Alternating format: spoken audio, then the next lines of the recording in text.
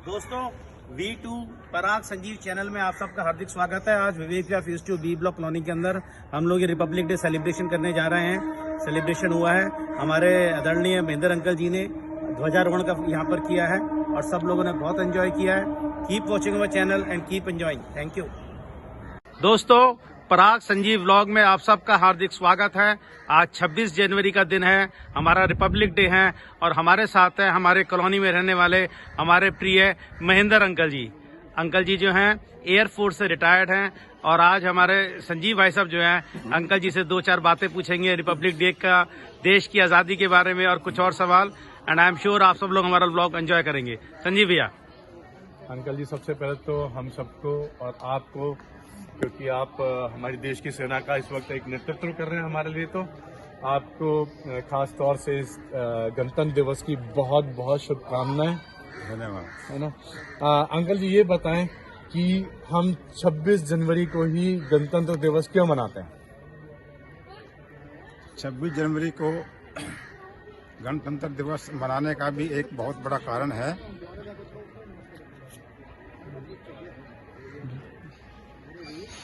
छब्बीस जुलाई 1946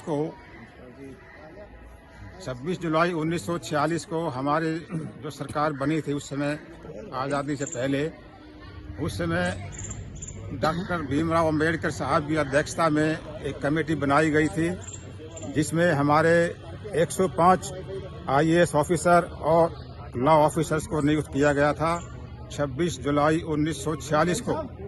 और उसी दिन ये भी निर्णय लिया गया था कि जिस भी महीने में हमारा संविधान बन के तैयार होगा उसी महीने की 26 तारीख को हम अपना गणतंत्र दिवस मनाएंगे। इस तरह अपना संविधान लिखते लिखते 2.5 साल के करीब बीत गए और नवंबर 1949 को हमारा संविधान बन के तैयार हुआ।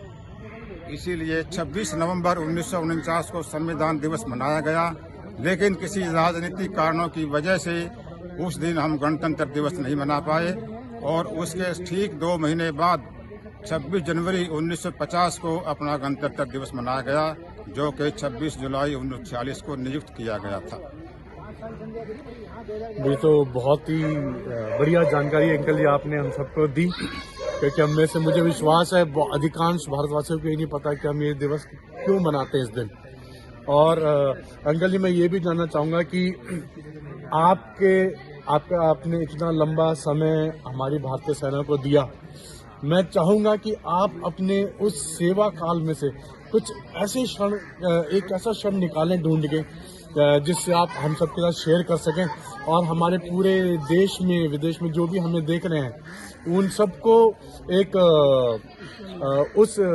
आपके उस जो आप एग्जाम्पल शेयर करें, जो अपना वो पल शेयर करेंगे हमारे साथ, हम सबको भी उस गौरव का, उस चीज़, उस एहसास, हम उस चीज भावना का एहसास कर सकें।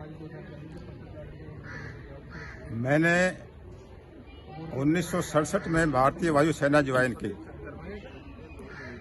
उसके बाद 1 साल की ट्रेनिंग के बाद पास आउट होके मेरी पहली पोस्टिंग जो है इलाहाबाद सेंट्रल एयर कमांड में हो गई और वहाँ रहते रहते ही उन्हीं दिनों में 1971 वार पाकिस्तान के अगेंस्ट में जो हुआ, वो 1971 वार का हिस्सा हम बने और हमने वो वार जो है 13 दिन के अंतरकाल में ही उसको विजय प्राप्त कर ली। 1971 में 3 दिसंबर 1971 को पाकिस्तान ने भारत पर अटैक किया था और 16 दिसंबर 1971 को हमने उस पर विजय प्राप्त करके पाकिस्तान के 2 टुकड़े कर दिए। एक टुकड़ा बांग्लादेश बना दिया गया, दूसरा पाकिस्तान रह गया। तो 1971 में बांग्लादेश का स्थापित किया गया। उसके बाद बीच बीच में हमें एयरफोर्स की सेवा करते करते भी बीच बीच में बहुत सारी बाधाएं हमने सही हैं और बहुत सारी एक्सरसाइजें हमने की हैं, जिससे हमें काफ़ी वार के लिए हमें काफ़ी प्रोत्साहित हुआ और काफ़ी हमने उसके लिए एग्जाम्पल्स मिले हमें। उसके बाद धीरे धीरे ऐसे करते करते 1988 में पाकिस्तान ने फिर हमें 26 जनवरी पे अटैक करने का प्लान था और उस समय मेरी पोस्टिंग ग्वालियर स्क्वाड्रन के फ्लीट में थी और 1988 में हम 23 जनवरी को अचानक हमें ऑर्डर मिला गया कि हम पंजाब की तरफ जाके और इसको जो पाकिस्तान अटैक बना रहा है उसको हम फेस करें।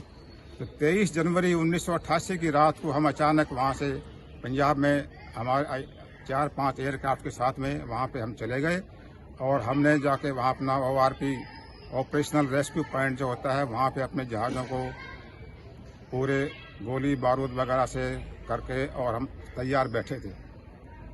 26 जुलाई 1988 को ठीक 8:30 बजे हमें सिग्नल प्राप्त हुआ कि पाकिस्तान के 2 जहाज हमारी सीमा की तरफ घुस रहे हैं।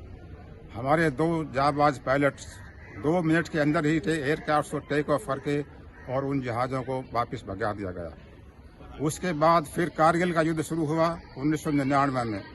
तभी भी मेरी पोस्टिंग ग्वालियर में ही थी 7 स्क्वाड्रन में, और 2 महीने से युद्ध चलता रहा कारगिल का। हमारी सेनाएं काफ़ी युद्ध करती रही, लेकिन उनको पाकिस्तानी जो सेनानी आए हुए थे उनको भगाने में थोड़ा सा निसफल से रहे। तब एयरफोर्स को ये काम सौंपा गया।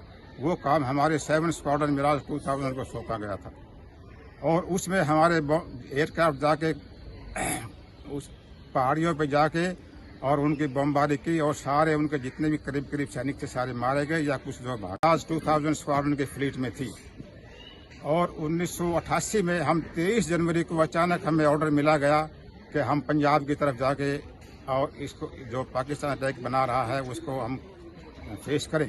तो 23 जनवरी 1988 की रात को हम अचानक वहाँ से पंजाब में हमारे 4-5 एयरक्राफ्ट के साथ में वहाँ पे हम चले गए, और हमने जाके वहाँ अपना ORP ऑपरेशनल रेस्क्यू पॉइंट जो होता है वहाँ पे अपने जहाज़ों को पूरे गोली बारूद वगैरह से करके और हम तैयार बैठे थे।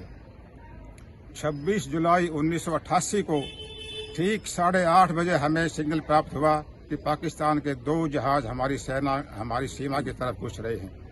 हमारे 2 जाबाज पायलट्स 2 मिनट के अंदर ही एयरक्राफ्ट को टेक ऑफ करके और उन जहाज़ों को वापस भगा दिया गया। उसके बाद फिर कारगिल का युद्ध शुरू हुआ 1999 में। तभी भी मेरी पोस्टिंग ग्वालियर में ही थी 7 स्क्वाड्रन में, और 2 महीने से युद्ध चलता रहा कारगिल का। हमारी सेनाएं काफ़ी युद्ध करती रही, लेकिन उनको पाकिस्तानी जो सेनानी आए हुए थे उनको भगाने में थोड़ा सा निसफल से रहे। तब एयरफोर्स को ये काम सौंपा गया।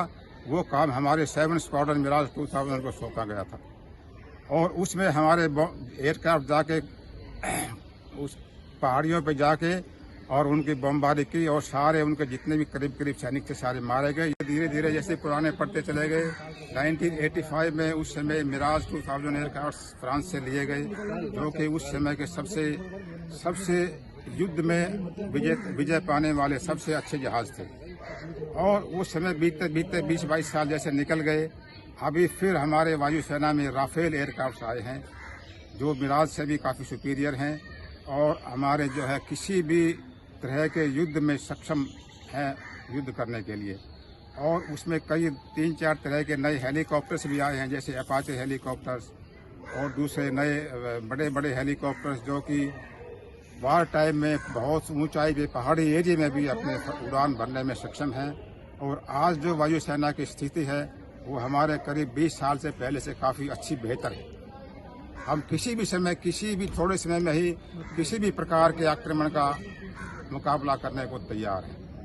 ये तो बहुत ही अच्छी बात है अंकल जी, आपने बहुत अच्छी जानकारी दी, अपने अनुभव हमारे साथ साझा करें, उसके लिए आपको बहुत बहुत धन्यवाद। एक बार फिर अंकल जी हम सब की तरफ से, अब यूएस की तरफ से आपको बहुत बहुत बधाई देते हैं इस गणतंत्र दिवस की।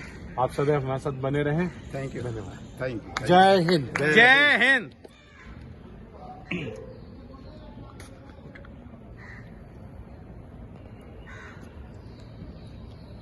इसमें स्टॉप हो गया।